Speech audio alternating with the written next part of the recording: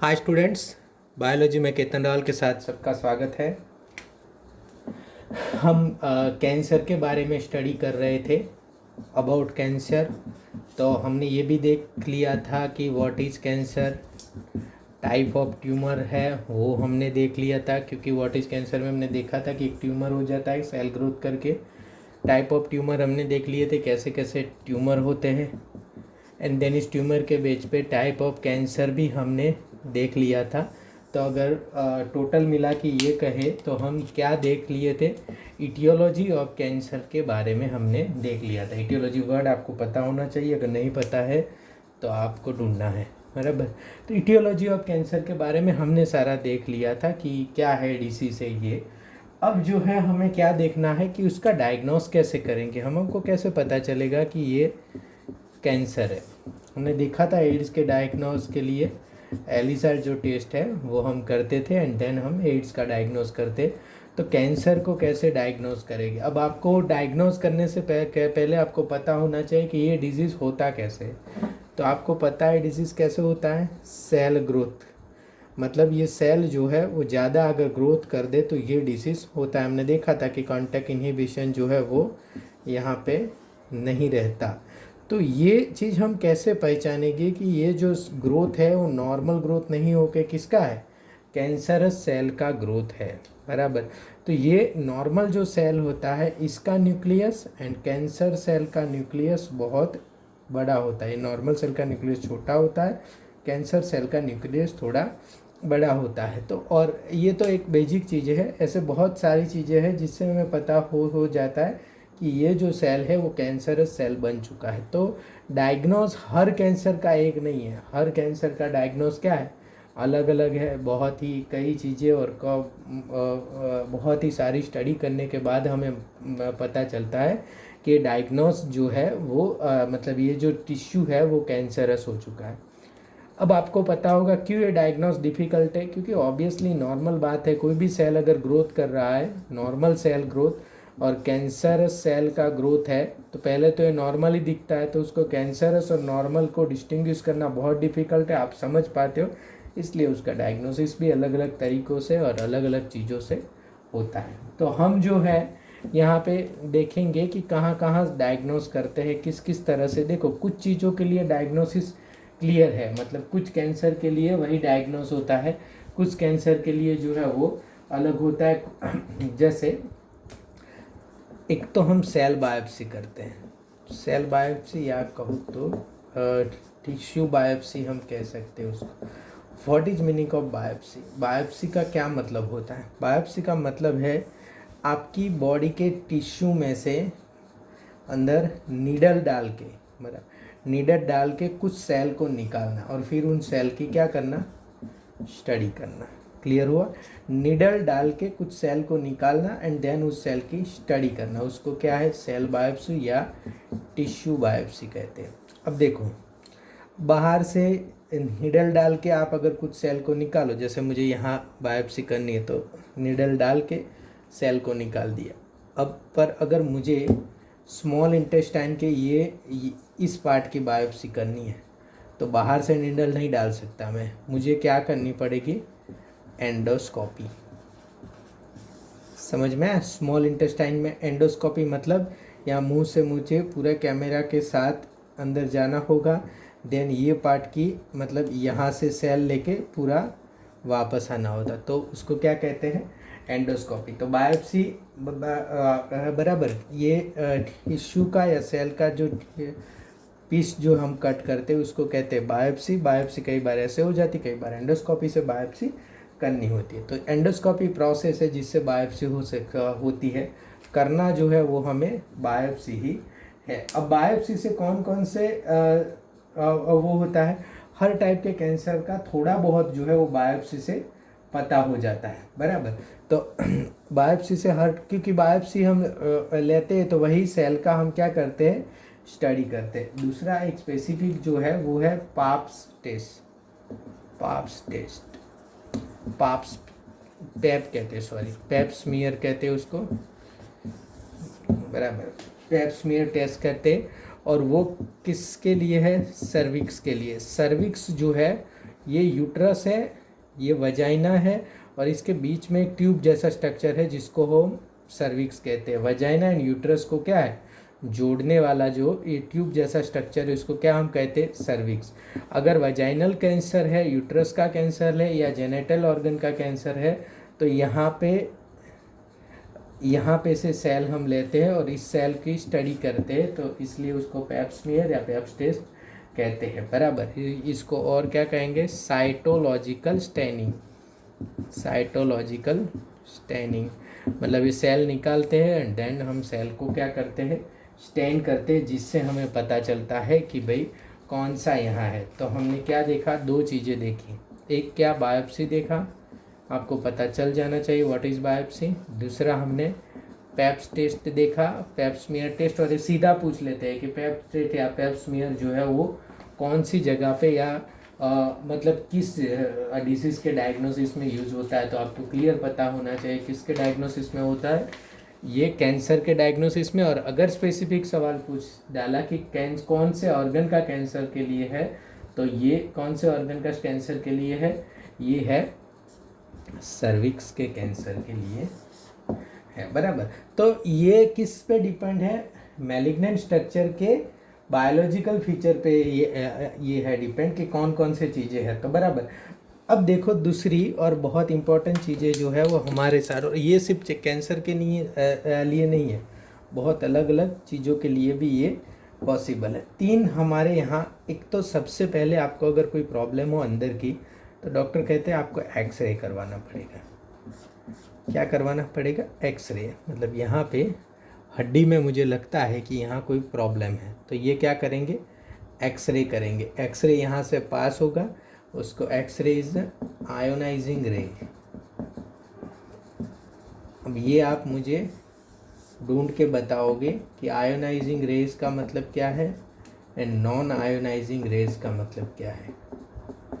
Non ionising raise का मतलब क्या है, ये दो चीज़ें जो है आप ढूंढ के लाओगे। अब एक्सरे आयोनाइजिंग रे है, यहाँ से हमने एक्सरे लगाया, तो ये कहाँ कहाँ से पास होगा, मेरी स्किन में से, मेरे टिश्यू में से, सब में से पास होगा, पर मेरी हड्डी में से, बोन में से वो पास नहीं हो सकेगा।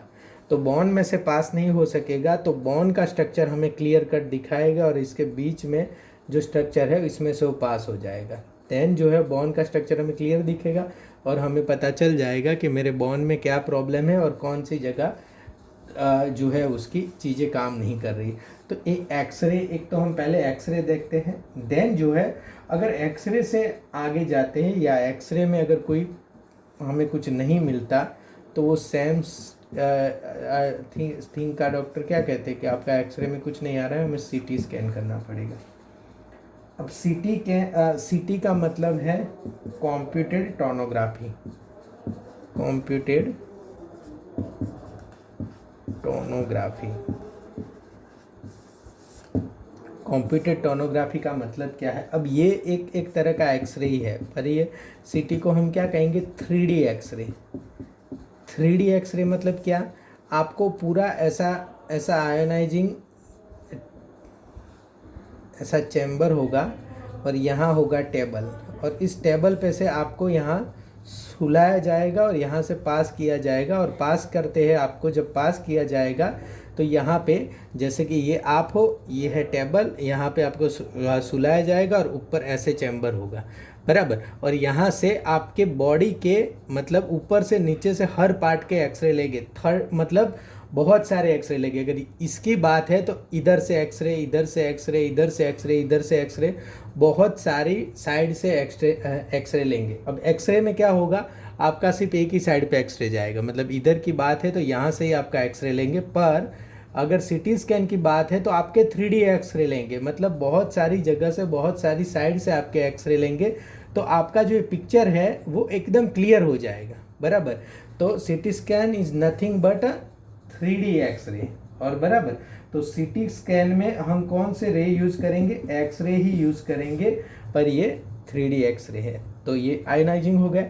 देन जो है अगर इससे भी नहीं पता चलता तो MRI करवाते हैं डॉक्टर की। अब MRI करना पड़ेगा, इसमें क्या है, मैग्नेटिक रेजोनेंस रेजोनेंस इमेजिंग। अब यहाँ देखो, यहाँ पे रेस को आयोनाइज करके काम करते हैं और यहाँ पूरा मेथड अलग है एमआरआई का, बराबर। ये हमारे बॉडी मतलब हमारे टिश्यू के आसपास के मैग्नेटिक फील्ड को, बराबर, मैग्नेटिक फील्ड का रेजोनेंस निकाल के देता है। तो चलती फिरती टिश्यू का जो चीज़ें होती है वो ज़्यादा अच्छी तरह से आपको पता चल जाएगा। मतलब क्या चल रहा है, किस तरह से चल रही है, छोटी छोटी चीज़ें जो है वो आपको बहुत ज़्यादा पता चल जाएगी। तो अगर एक्सरे का मतलब है कोई बिल्डिंग को 500 मीटर से देखने का, बराबर। फिर जो है अगर इसको 50 मीटर से देखोगे तो ये है सीटी स्कैन, और एक बिल्डिंग में अंदर जाके बिल्डिंग को देखोगे तो वो है एमआरआई। तो एमआरआई जो है वो आपको एकदम करीब का पिक्चर देगा। तो एक्सरे, सीटी स्कैन, बराबर, यहाँ पे 3 डायमेंशनल मिलेंगी। एमआरआई में लिविंग टिश्यू में जो फिजियोलॉजिकल चेंज होगा वो भी हमें देखने को मिलेगा। तो यहाँ डायग्नोसिस में हमने कौन कौन सा देखा, एक तो बायोप्सी देखा, देन पैप स्मीयर देखा, देन हमने एक्सरे देखा, देन हमने सीटी स्कैन देखा, देन हमने एमआरआई देखा। ये चीज़ें जो है वो हम डायग्नोस के लिए यूज़ करते हैं। अब एमआरआई जो है वो क्या है, नॉन आयोनाइजिंग है, एंड ये जो है वो क्या है, आयोनाइजिंग। अब दूसरी क्या चीज़ है जो हम करते हैं इसके लिए, या हम डायग्नोस करके लिए करते हैं। अब देखो, अगर हम ये कैंसर सेल के ऊपर कोई स्पेसिफिक एंटीजन पकड़ पाए कि यहाँ पे एंटीजन जो है वो ए है, तो हम क्या करेंगे, इस ए एंटीजन के अगेंस्ट में एंटीबॉडीज़ बना के हम इंजेक्शन दे देंगे। समझ में? अगर ये यहाँ पे अगर समझो कि सेल है, ये ए एंटीजन है, तो हम क्या करेंगे, antibodies against cancer specific antigen, हम क्या करेंगे, एंटीबॉडीज़ कुछ कैंसर सेल के लिए हमने ये किया है, बाकी सबके लिए तो ये कर नहीं सकते, वरना ये तो बहुत इजी टेस्ट हो जाएगा कि अगर कैंसर के लिए ए है और एंटीबॉडीज़ हम बी देते हैं तो जैसे ही बी जाके एक ए और बी का कॉम्प्लेक्स बन जाएगा, हमें पता चल जाएगा कि ये तो कैंसर वाला मामला है, ख़त्म हो गया, बराबर। क्योंकि ये एंटीजन अगर कैंसर सेल हुआ है तभी इसके पास होगा, पर वो बहुत कम टाइप के कैंसर में यहाँ पे ये होता है। तो यहाँ पे हमने लिखना क्या है कि antibody against cancer specific antigen, cancer specific antigens, antibody against cancer specific antigens are also used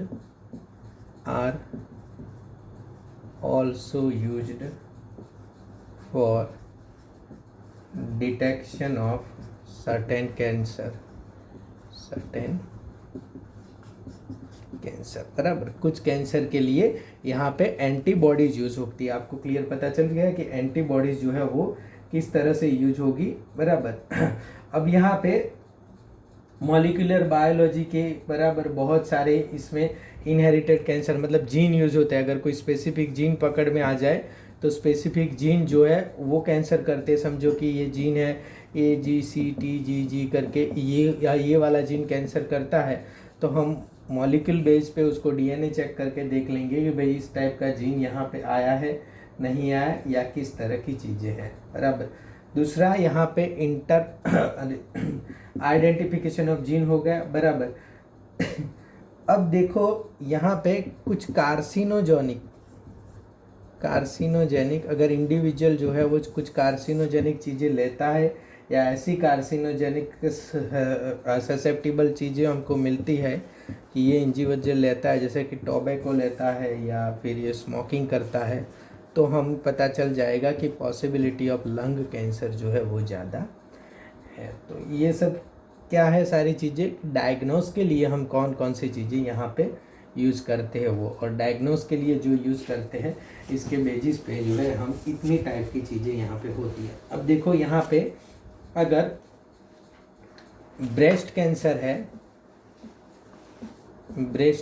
है तो वहाँ का एक्सरे लोगे तो हम क्या कहेंगे इसको, मेमोग्राफी। ये मोस्ट IMP है, मेमोग्राफी फॉर ब्रेस्ट कैंसर है, बराबर। अब कार्सिनोजेनिक डिसीज़ है तो एक अमीस टेस्ट करके आता है, वो हम करेंगे। इसका नाम आपको याद रखना है। वो क्या है? कार्सिनोजेनिक, कोई भी कार्सिनोजेनिक डिसीज़ के लिए अमीस टेस्ट करके यूज करते हैं।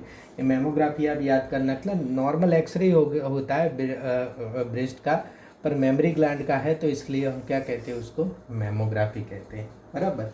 तो तो ये जो थी, ये क्या थी? हम कैंसर को किस तरह से डायग्नोस करें, बराबर। डायग्नोस करने के सारे तरीके थे। अब हम इसको ट्रीट किस तरह से करें, इसके पहले हम बुक में से देख लेते हैं कि डायग्नोस वाले जो मेथड है वो बुक में इसके बारे में क्या क्या चीज़ें लिखी है।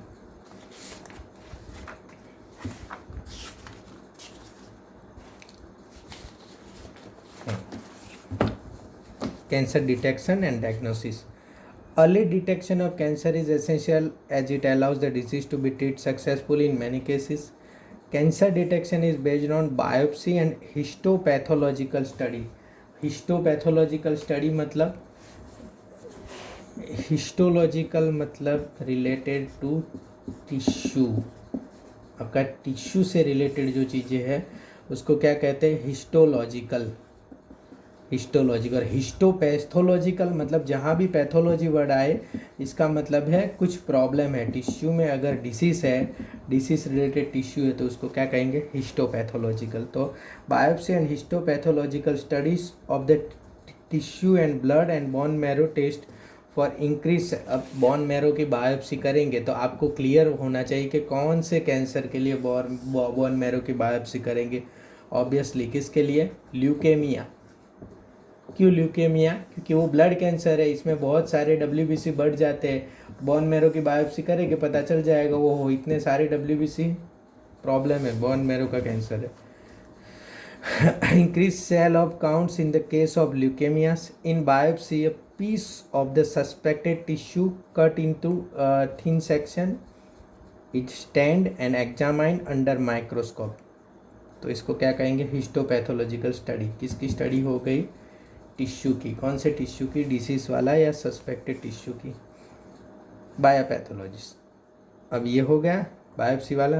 अब दूसरा techniques like radiography, use of x ray, CT computed tomography. हमने टोनो बोला है शायद, तो आप याद रखना टोनो नहीं होता, टोमो होता है।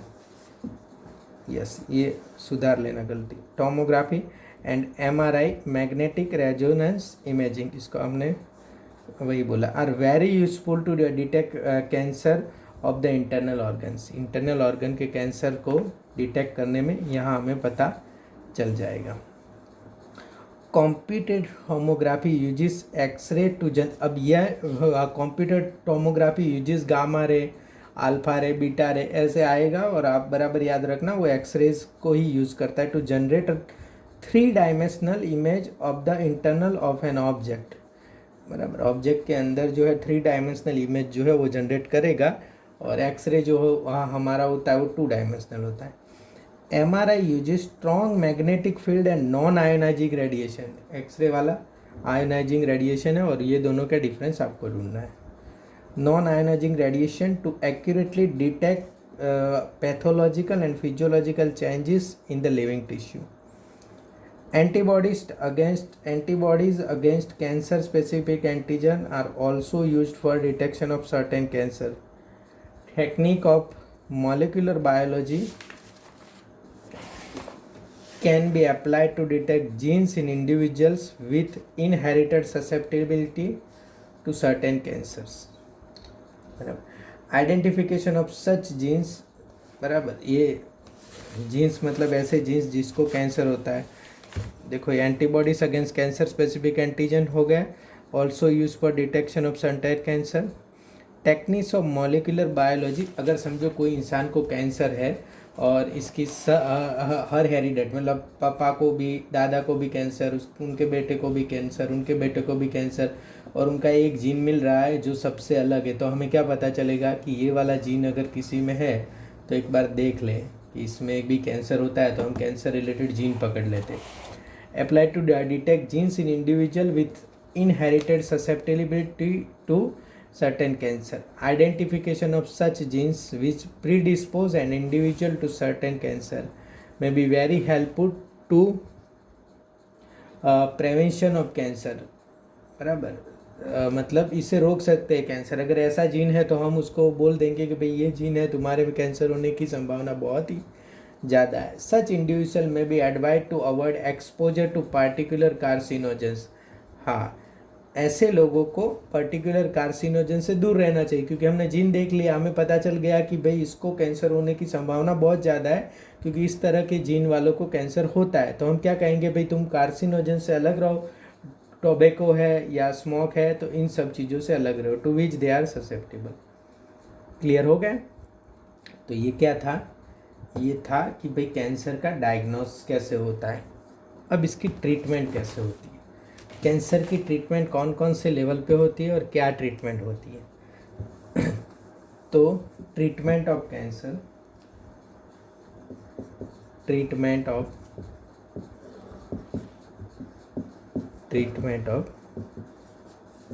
कैंसर, फर्स्ट ट्रीटमेंट जो है उसकी क्या है, सर्जरी.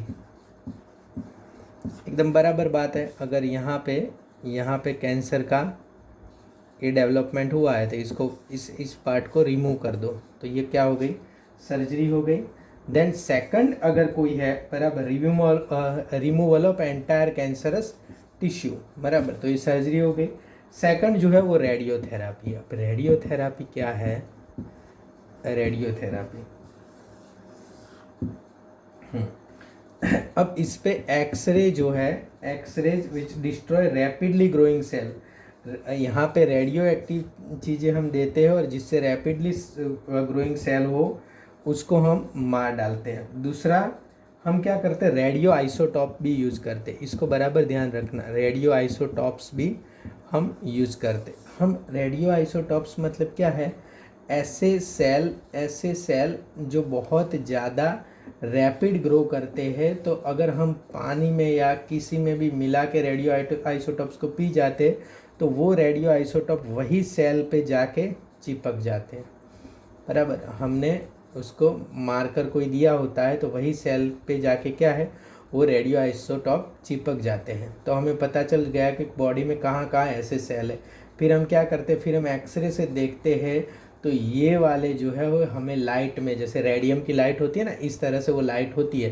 तो हमारे बॉडी में समझो हमने रेडियो आइसोटॉप्स डाले एंड देन जो है हमने पूरा एक्सरे पे किया तो हमें पता चला कि 2 यहाँ पे, 5 यहाँ पे, 5 यहाँ पे, और इस तरह से पूरा. तो हमें पता चल गया कि कैंसर पूरी बॉडी में क्या है, फैल गया. और अगर समझो कि पूरा यहाँ पे ही ग्रुप हुआ रेडियो आइसोटॉप्स था तो हम क्या कहेंगे, यहाँ बहुत ज़्यादा रेडियोथेरापी दे के इसको ख़त्म कर देंगे. तो रेडियो आइसोटॉप्स बराबर याद रखना कौन कौन से यूज होते हैं. रेडॉन होता है, कोबाल्ट 60 होता है, आयोडीन I-131 होता है. ये सब जो है वो रेडियो आइसोटॉप्स में यूज होते हैं. बराबर, तो एक सर्जरी है, एक रेडियो आइसोटॉप्स है.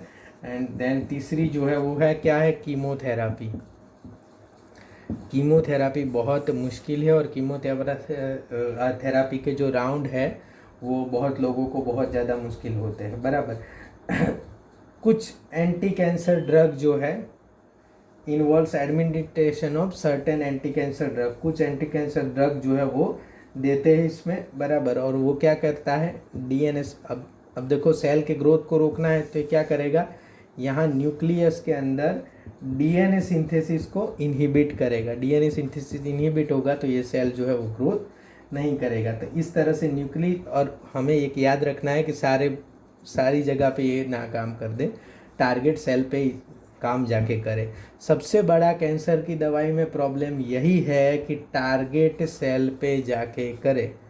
बराबर, तो इसका सबसे मतलब कौन से सेल पे जाके करना वो बहुत ही इम्पोर्टेंट है. तो और ऐसी कोई भी ड्रग अभी तक नहीं आई जो एकदम कैंसर के टारगेटेड सेल को पकड़ ले.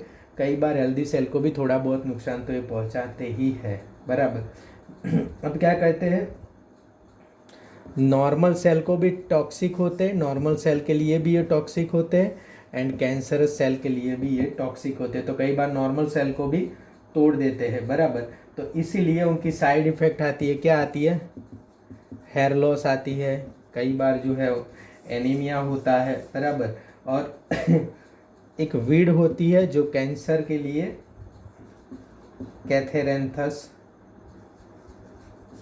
कैथेरेंथस रोजियस, ये वीड है जो कैंसर में यूज होती है। विनक्रिस्टिन विनब्लास्टिन जो है वो ल्यूकेमिया में, ये ड्रग दोनों है वो ल्यूकेमिया में यूज होती है, विनक्रिस्टिन विनब्लास्टिन, बराबर। तो ये कैंथेरेंथस रोजियस वो वीड है जो वो एंटी कैंसर के लिए यूज होता है।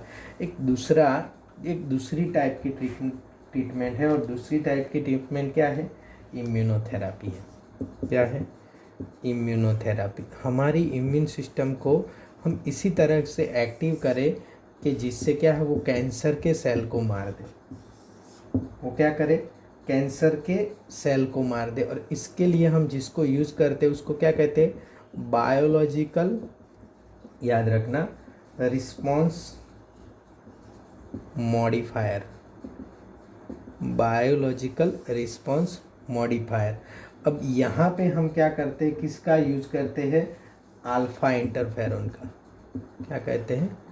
अल्फा इंटरफेरॉन का। इसी तरह से कैंसरस को या कैंसर के सेल को ट्रीट करते हैं, जिससे वो लोग क्या यूज करें, मतलब जिससे ये लोग अल्फा इंटरफेरॉन रिलीज करें। और अल्फा इंटरफेरॉन रिलीज होगा तब हमारी बॉडी का इम्यून सिस्टम इसको मार देगा। आपको पता है जब वायरस को, मतलब वायरस एक सेल को इन्फेक्ट करता है तो दूसरा सेल हर जगह एक प्रोटीन यूज करता है, और एक प्रोटीन जो है वो करता है कवर, उसको क्या है, इसको क्या कहते हैं? इंटरफेरॉन कहते हैं। और ये इंटरफेरॉन प्रोटीन है और दूसरों को नहीं वो करने देता, बराबर। तो यहाँ पे भी हम क्या करते हैं? अल्फा इंटरफेरॉन प्रोटीन का यूज करते हैं, जो है हमारी इम्यून सिस्टम को एक्टिवेट करेगा एंड ट्यूमर सेल को मार देगा। क्लियर हुआ, बराबर। तो ये जो चीज़ें हैं वो 4 चीज़ों में हमारे ट्रीटमेंट बटी हुई है। सर्जरी है, रेडियोथेरापी, कीमोथेरापी है, अल्फा इंटरफेरॉन। हम जो है इम्यूनोथेरापी पे अभी कोई इतना ज़्यादा सक्सेस नहीं है। अल्फा इंटरफेरॉन हम वो करते हैं तो क्लियर नहीं है वो कैंसर वाले ट्यूमर को ही मारेगा। पर इस सर्जरी, रेडियोथेरापी एंड कीमोथेरापी हम यूज़ करते हैं, तीनों एक साथ यूज़ करते हैं कैंसर के लिए। क्या लिखा है बुक में, आप देख लेना। The common approaches for treatment of cancer are surgery, radiation therapy and immunotherapy. In radiotherapy, tumor cells are irradiated lethally. Irradiated मतलब किसी पे रे बार बार उस पर डालना, उसको मतलब irradiated होता है। lethally, taking proper care of normal tissue. lethally मतलब ऐसे सेल पे ऐसे रे डालने होते हैं जिससे मर जाए। Taking proper care of normal tissue surrounding the tumour mass. अब आप ही समझो बहुत ही ज़्यादा ही टेकिंग केयर लेते हैं पर इतना नहीं ले पाते। अब जब ट्यूमर सेल होते हैं और इस पर आप रेडिएशन देते हो तो ऑब्वियसली है साइड में तो मिल ही जाएगा, बराबर। आप कहते हो कि आपके पास ये नमक की चीज़ है और ये साइड भी नमक है, और आप कहोगे ये इतना नमक है ना, उसको आपको पानी से भिगोना है और साइड वाला बचाना है। तो आप क्या करोगे? पूरा ट्राई तो करोगे ही अपना कि इतना सा ही पानी से भीगे, पर ये हो ही नहीं सकता कि साइड वाला जरा भी ना भीगे। समझा? इस तरह से है ये। Lethally taking proper care of normal tissue surrounding the tumour mass. Several chemotherapeutic drugs are used to kill cancerous cells. Some of these are specific for particular tumors. मतलब अलग अलग ड्रग अलग अलग ट्यूमर के लिए होते हैं। Majority of drugs have side effects like hair loss, anaemia etcetera. Most cancers are treated by combination of surgery, radiotherapy and chemotherapy. Tumour cells have been shown to avoid detection and destruction by immune system. Therefore, the patient are given substance called biological response modifiers such as alpha interferons, which activates their immune system and helps in destroying the tumor cell. Immune system से tumour से अब growth कर रहा है, tumour cell को क्यों problem होगा? तो अरे मतलब इम्यून सिस्टम को क्यों प्रॉब्लम होगा? पर अल्फा इंटरफेरॉन डाल के ये इम्यून सिस्टम को जगाते हैं और इनको मारते हैं, बराबर।